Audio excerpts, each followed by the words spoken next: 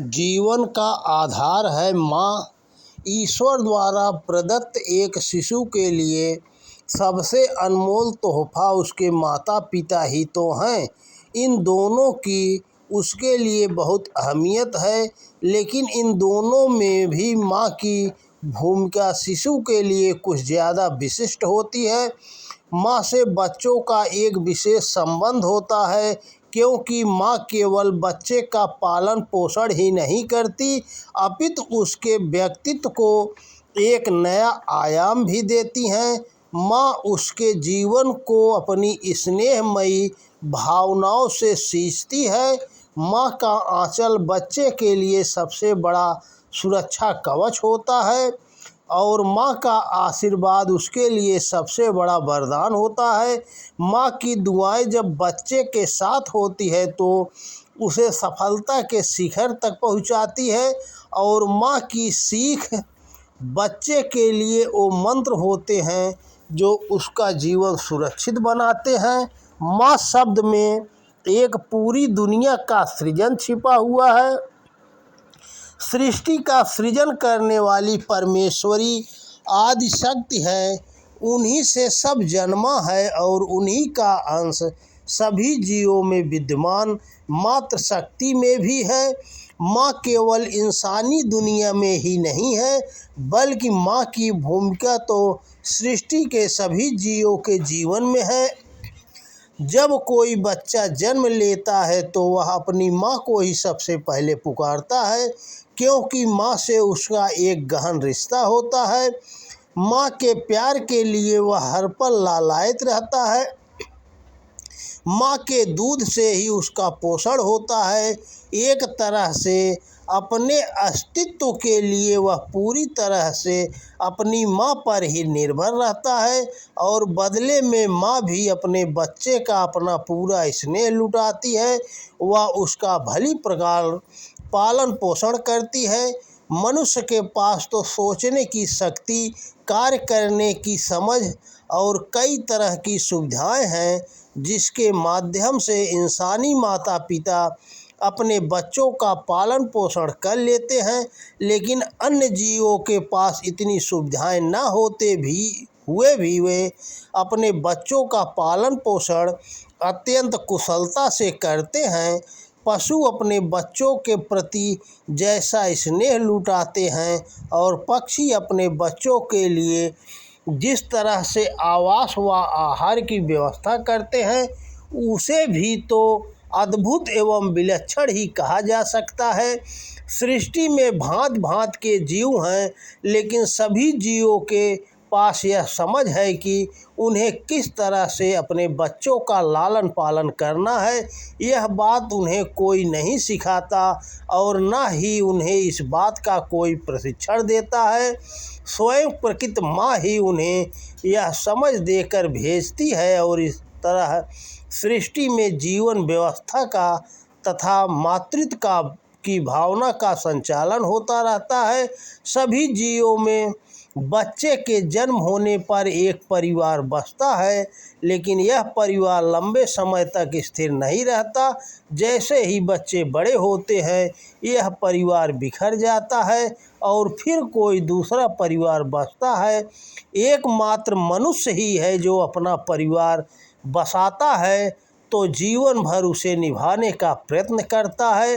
मनुष्यों में जो परिवार होता है, उसको बांधने का आधार भावनाएं होती हैं, और इन्हीं से परिवार समृद्ध होता है। परिवार से समाज का निर्माण होता है और समाज से फिर राष्ट्र का निर्माण होता है।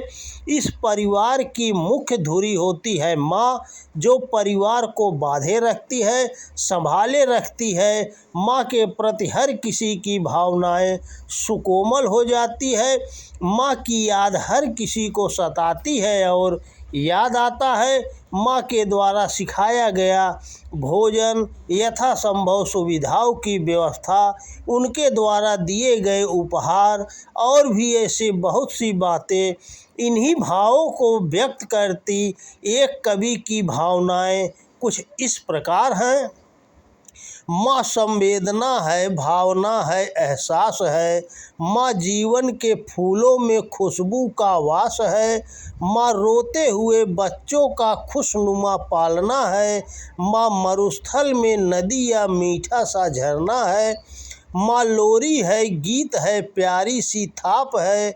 माँ पूजा की थाली है, मंत्रों का जाप है। माँ आँखों का सिसकता हुआ किनारा है।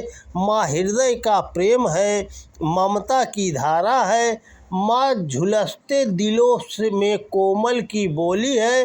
माँ परमात्मा की स्वयं एक गवाही है। माँ त्याग है, तपस्या है, सेवा है। माँ ही तो सब कुछ है। जिसके जीवन में माँ का प्यार नहीं होता है, उसका जीवन उस प्यार से रिक्त होता है। जिसकी चाहत हर बच्चे की होती है, बच्चों की आंखों से जब आंसू बहते हैं तो माँ का दिल भी उतना ही रोता है। बच्चों की खुशी में माँ की खुशी छिपी होती है। बच्चों की अनकही बातें माँ समझ जाती हैं। छोटे बच्चे केवल हंसकर या रोकर अपनी भावनाएं व इच्छाएं व्यक्त करते हैं।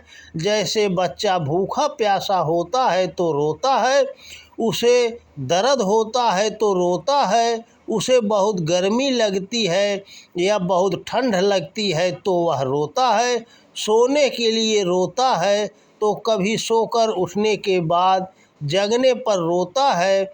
लेकिन यह सब होते हुए भी जो उसे सदा सुखी व संतुष्ट रख सकती है वो माँ ही है।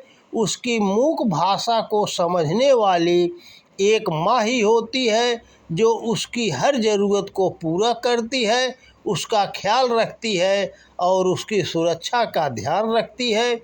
बच्चा जैसे जैसे बड़ा होता है, माँ की व परिवार के लोगों की जिम्मेदारियाँ भी बढ़ती जाती हैं, क्योंकि बड़े होने के साथ साथ धीरे धीरे बच्चे को हर तरह के प्रशिक्षण की ज़रूरत होती है।